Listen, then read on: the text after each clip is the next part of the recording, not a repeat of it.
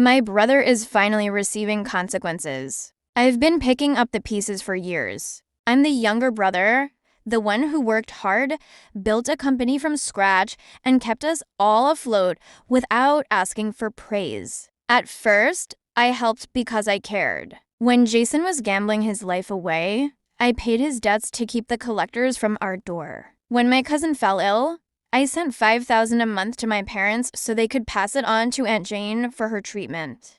I never told anyone. I just did it. But lies always find cracks to pour out of. One night at dinner, Aunt Jane stood up to thank my parents for their generosity. She looked at me and said I hadn't given a penny. I told her the truth. All $5,000 a month was from me. She stared back stunned and whispered, $5,000? I only ever received $2,500. My sister scoffed. So that's how the golden child got my car. I didn't yell. I didn't argue. I just left. Sometimes silence says enough. Years passed. I became successful. Moved out. Married the woman I love. Started a new life. But Jason, the golden child, was never done taking. First, it was my parents' retirement fund. He used their savings to pay off his debts again and buy himself a brand new truck. My father was planning a celebration dinner. Until he opened the computer and saw the account drain to zero. When confronted, Jason swore he'd pay it all back.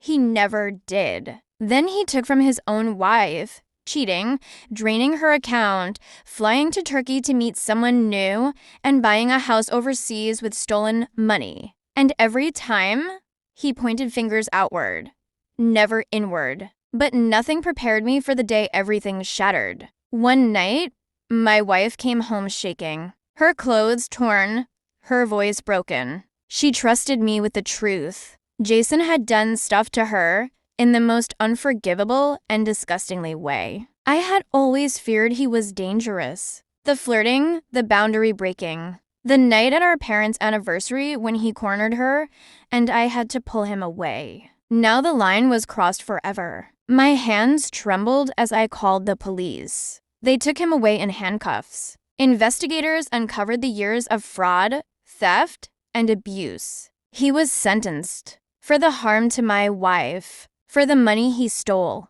for every life he damaged, and was sentenced with life in prison. My parents asked if I regretted it, if sending him to prison felt wrong. No, I told them. He caused this.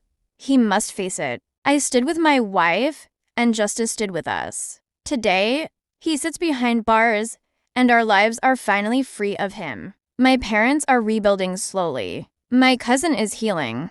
My wife is safe. And me, I learned that love is worth fighting for. That doing the right thing can still hurt. That blood doesn't make someone family. Loyalty does. The lies are gone. The house is quiet. The future is ours again. And though there are scars, there is also peace. Because in the end, I didn't lose family. I protected it.